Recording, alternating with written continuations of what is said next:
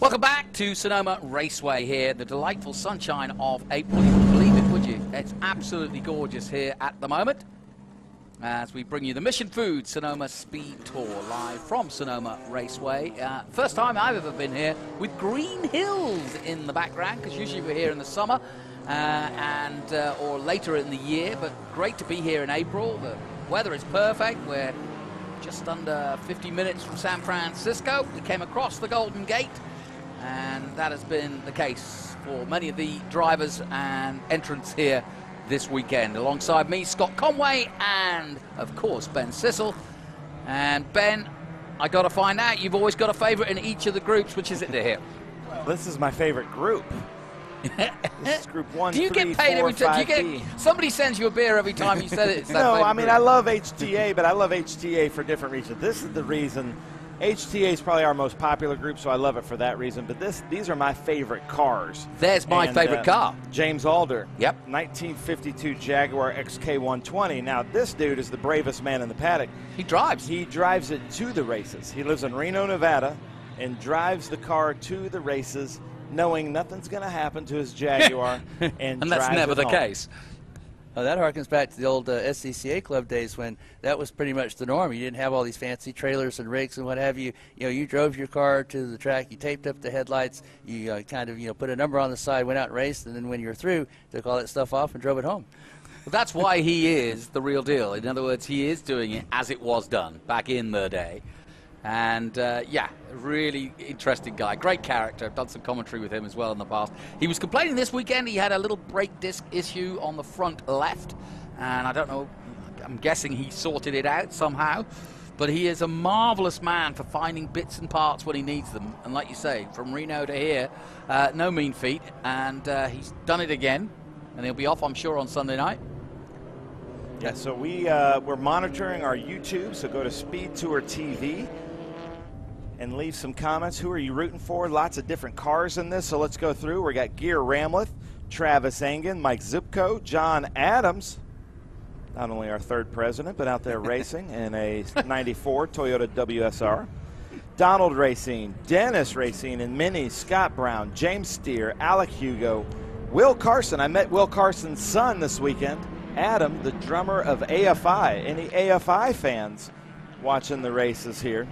Will Carson, one of our longtime MG midget racers. Harris Koenig, Kyle Shepard, Michael Sweeney Sr., Gary Dream, Robert Davis, Ranson Webster, Matthew Latucci, I hope I said that right, Mark Hugo, Thomas Turner, Richard Bateman, Edward Hugo, and James Alder. Lights out. Jonathan, this is going to be a great race. Yep, here we go then for our group 1, 3, 4, and 5B, all lined up to a stern, two by two, and a nice long line coming into the Big Machine Vodka Spike Cooler Turn 11.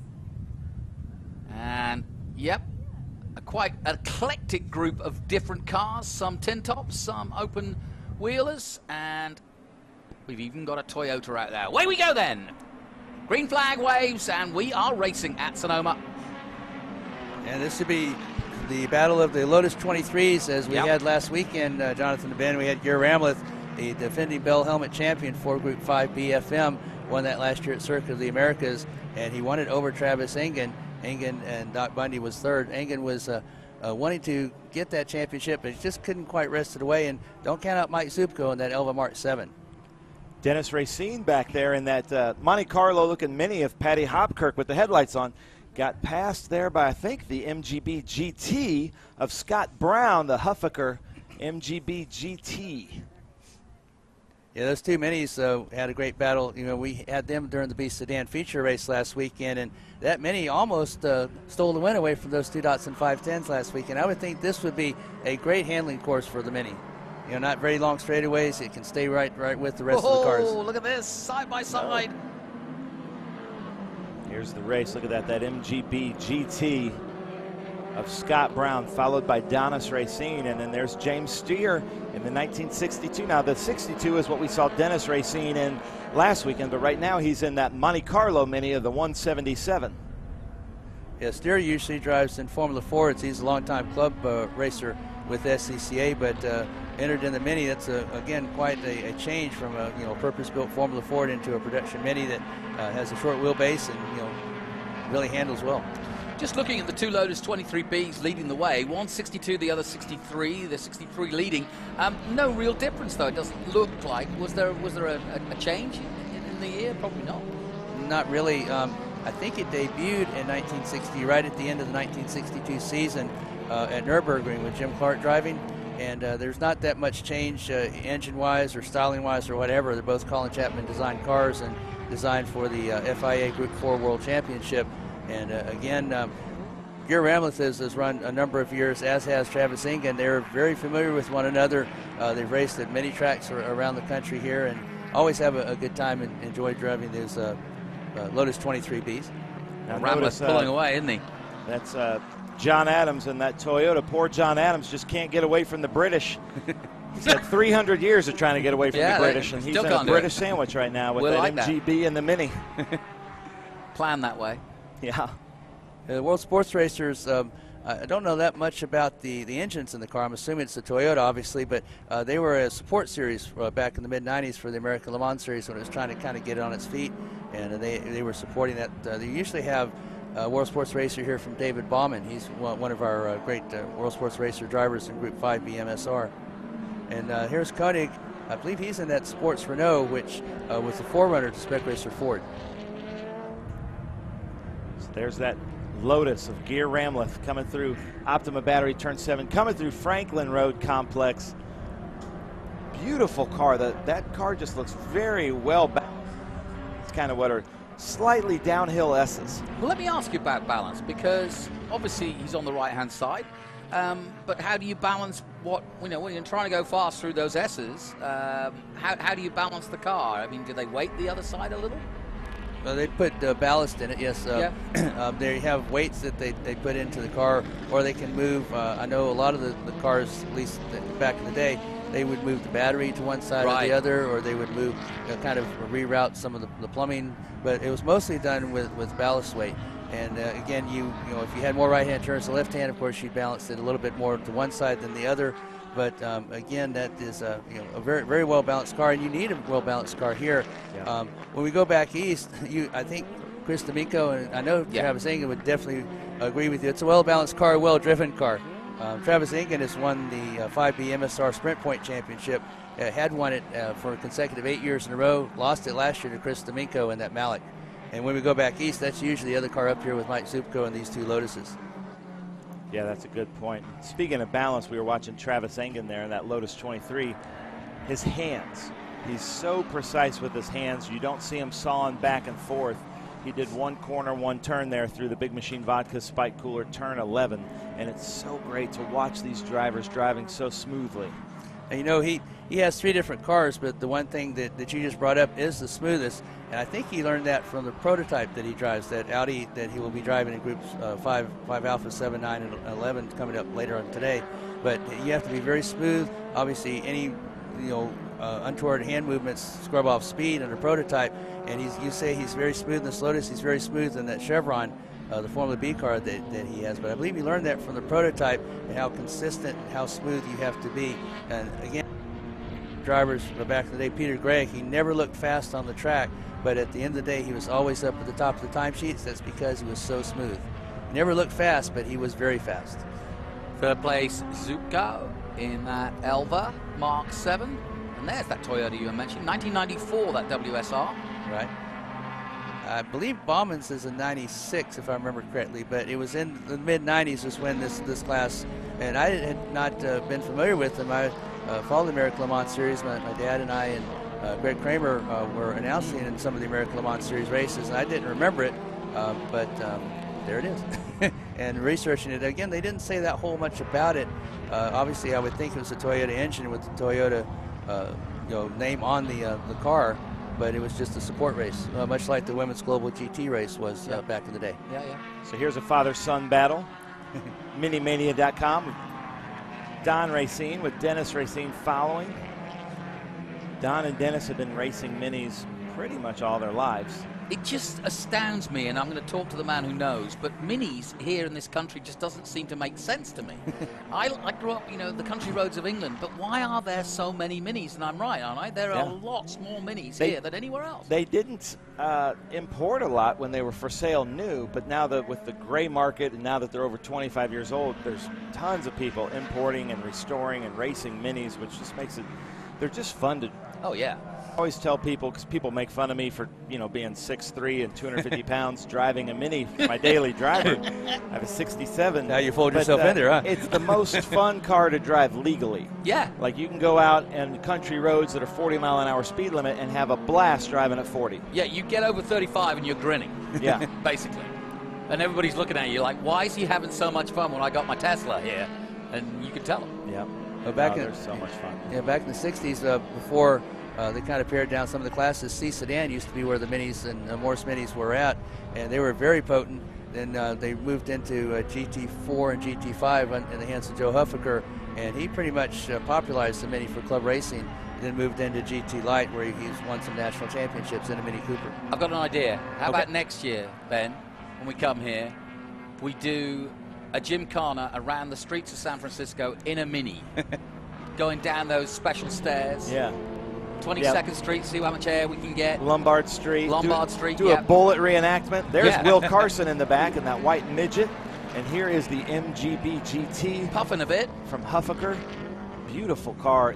They bring out these shiny black race cars. I can't believe it because they look like Concours quality show cars, but then they're out there racing. And a black race car is really tough to keep looking that pretty.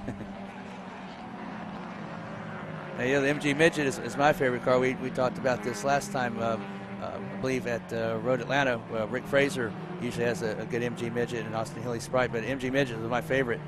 I drove one of those in F production in SCCA, and it's a good car to drive. You have a lot of fun. You seem like you're going like 130 when you're only going about 80, but because you're out there in an open top car, and you get that adrenaline flowing, and it's just a lot of fun.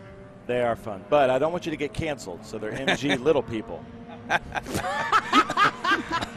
This day and age, you never know what's going to happen. Yeah, my grandmother had an MG Midget. Beautiful. Yeah, they are so much fun to drive.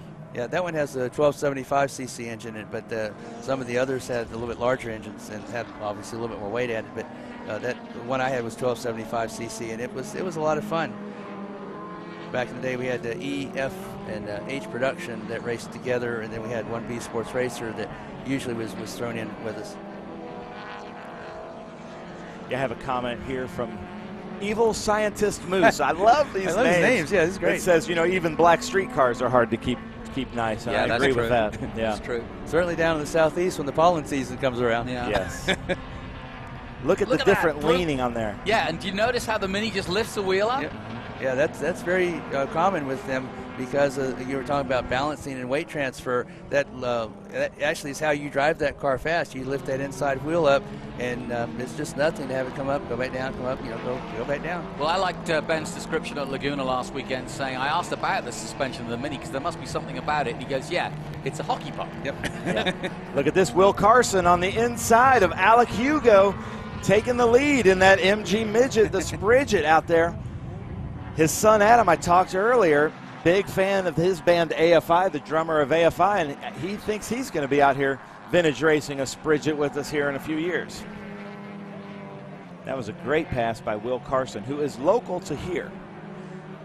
And you can, again, like we were talking about last weekend at Monterey, you can tell the drivers that have been here before because they this track, and they know some places to pass that you can ask them, but they won't tell you. But, but they know. Again, it's about car placement, and especially on a track as busy as this, as we've talked before. It's a very busy track, not really much that straightaway, but a lot of turns, a lot of elevation change, and you really have to know where to put that car. I believe Gary Ramleth is going to claim a West Coast sweep here as he's going for the Sonoma International Raceway, the Mission Foods win here today.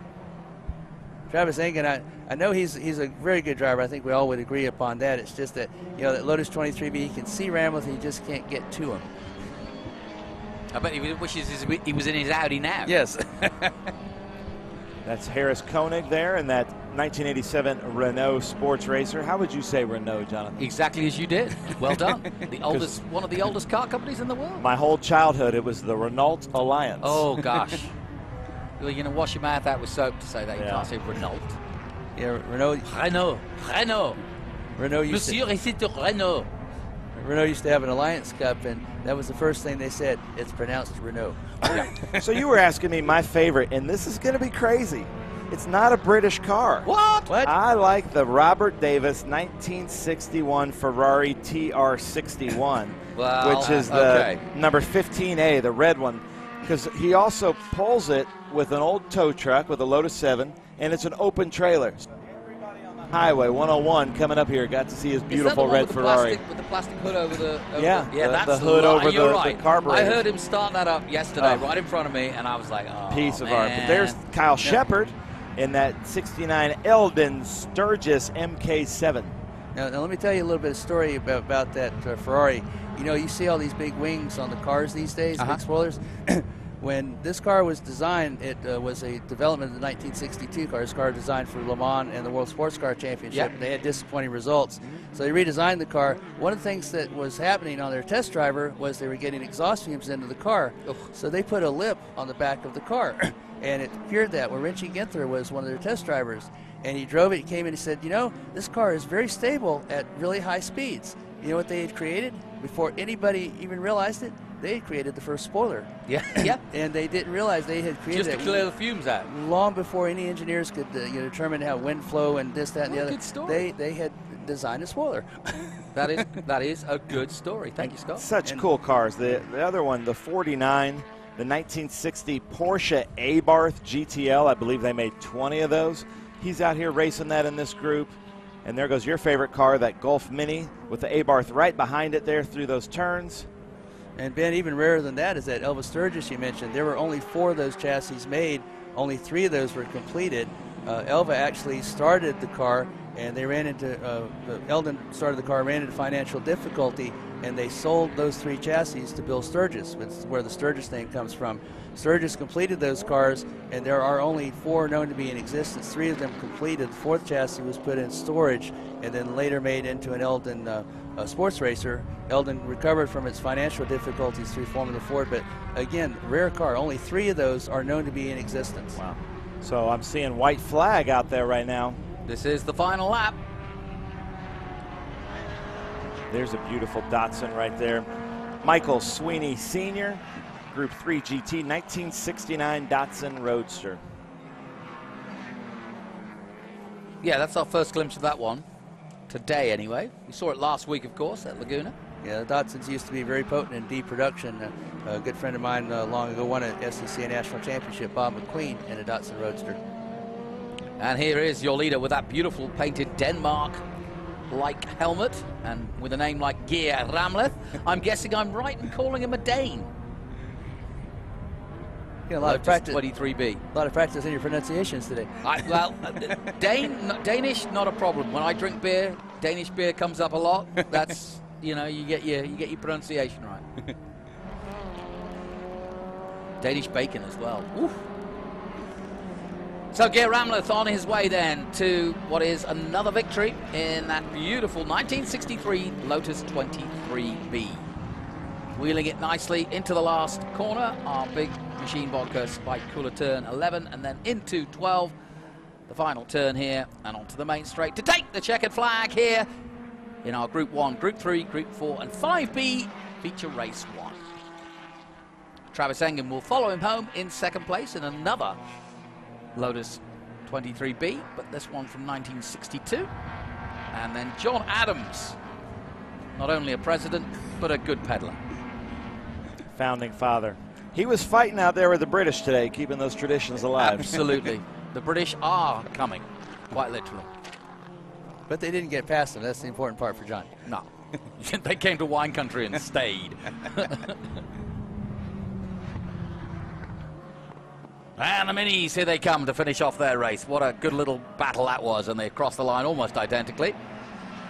And Donald, the father, still beating his son Dennis. Yeah, He beat him twice last weekend. I think there's something going on there. There's something about the inheritance he doesn't want to lose there. Well, I think it's very respectful of him, but I'm sure he probably wants to pass him every once in a while, too. I think it's less respect, more inheritance.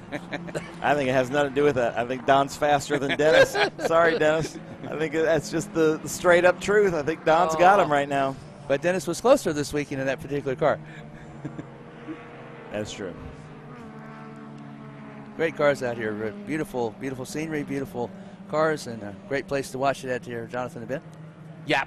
Hope you're enjoying it as much as we are. Our thanks to everybody at the Speed Tour for putting on another great event here at Sonoma. We've got more action to come as we turn our attention to historic Trans Am after this. Stay with us. More action to come from the Speed Tour after this.